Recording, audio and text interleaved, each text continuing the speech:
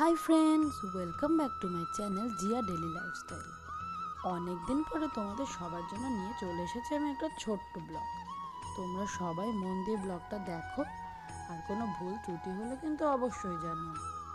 আর like, share, comment আর subscribe করতে কিন্তু একদমই ভুলো না। তাহলে চলো শুরু করা যাক আজকের ভিডিওটা। এই লাস্ট উইকেন্ডে আমি চলে গেছিলাম মায়াপুর। শিয়ালদা থেকে ট্রেন ধরে কৃষ্ণনগর, আর তারপর স্টেশনের সামনে থেকে টোটো ধরে সোজা মন্দির। কিন্তু মন্দিরে পৌঁছাতে আমার অনেক দেরি হয়ে গেছিলো, তাই মন্দির বন্ধ হয়ে গেছিলো। বিকেল 5টার আগে তো আর মন্দির খুলবে না, তাই কি করব ভেবে আমি সোজা গদা ভবনে গিয়ে ভোগের কুপন কেটে নিলাম। আর তারপরে টোটো ধরে চলে গেলাম আমি গোশালা দর্শন করতে। গোশালা দেখে আমার এত ভালো লাগলো, এর আগে কোনোদিন আমি এত গরু একসাথে কোথাও দেখিনি। আর এই গোশালার ব্যবস্থা কিন্তু খুব সুন্দর। আর তোমরা নিশ্চয়ই সকলেই জানো যে আমাদের হিন্দু ধর্মে গরু বা গাভীকে দেবীর স্থান দেওয়া হয়ে থাকে, তাদেরকে বলা হয়ে থাকে গোমাতা। ভগবান শ্রীকৃষ্ণের কিন্তু এই গোমাতারা ভীষণ প্রিয় ছিল। ভগবানের প্রায় 13,084টি গাভী ছিল। তিনি প্রতিদিন এই গাভীদেরকে নিয়ে বনে যেতেন এবং সেখানে বসে বাঁশি বাজাতেন। এই গাভীগুলির মধ্যে ভগবানের সবথেকে প্রিয় ছিল মঙ্গলা, পিঙ্গলা, গঙ্গা, পিসঙ্গী, হামসি এবং বংশীপ্রিয়া নামক গাভী। মায়াপুরের এই গোশালা দর্শন করে কিন্তু আমি যেমন অবাক, ঠিক তেমনই অভিভূত। এই বিশাল এরিয়া নিয়ে তৈরি গোশালায় প্রতিটা গরুকেই কিন্তু ভীষণ যত্ন করা হয়, আর প্রতিটা গরুই কিন্তু ভীষণ লক্ষ্মী। আমি গরুদের সাথে একটু ফটো তুললাম আর একটু আদরও করে নিলাম। দেখো কি লক্ষ্মী হয়ে আমার আদর খাচ্ছে। আর তোমাদেরকে জানিয়ে রাখি, এই গোমাতার নামও কিন্তু লক্ষ্মী। তো এরপরে আমি আবার গোশালা থেকে বেরিয়ে চলে আসলাম মন্দিরে। কুপন তো আগেই কাটা ছিল, তাই সোজা গদা ভবনে এসে ভগবানের প্রসাদ খেলাম। দুপুর ও রাত 2 বেলার প্রসাদের ছবি এখানে আমি অ্যাটাচ করে দিলাম।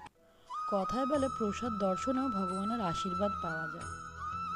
এরপরে আমি চলে গেলাম দোকানে, যেখান থেকে আমি আমার রাধাকৃষ্ণের বিগ্রহটি কিনেছি। এত অপূর্ব সব মূর্তিগুলো, রাধা, কৃষ্ণ, গোপাল, গোমাতা, ভগবান রাম, গৌর, নিতাই, মহাদেব, মা দুর্গা, মা কালী, মা লক্ষ্মী, মা সরস্বতী, বজরংবলী, প্রায় সব দেবতারই মূর্তি এখানে আছে। এবং বিভিন্ন ধর্মীয় বই আছে, গিফট আইটেম আছে, সব কিছুই আছে। সব কিছু অনেক দেখে শুনে আমার চোখ জুড়িয়ে গেল। তারপরে অনেক দেখে শুনে আমি আমার ঘরের জন্য রাধাকৃষ্ণের একটি মূর্তি কিনলাম। আর সঙ্গে আমি কিন্তু গোমাতার মূর্তিও কিনেছিলাম। তোমরা দেখে বলবে মূর্তিটা কেমন হয়েছে। মূর্তির সাথে সাথে আমি ভগবান শ্রীকৃষ্ণ ও শ্রীরাধার পুজো ও শৃঙ্গারের জন্য আরও কিছু জিনিস কিনেছি।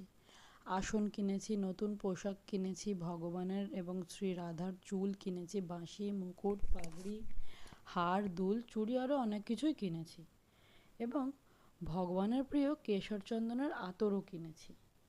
এবার তোমরা সবাই দেখো আমার মূর্তিটা কেমন হয়েছে, আর তোমরা আমাকে সবাই কিন্তু জানাবে অবশ্যই কমেন্ট করে।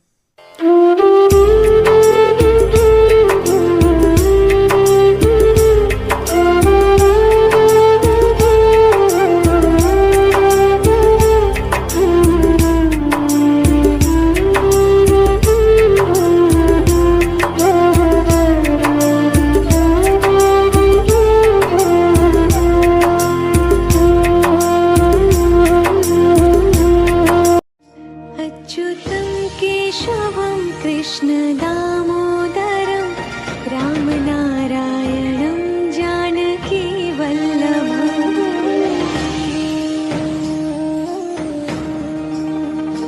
अच्युतं केशवं कृष्ण दामोदरं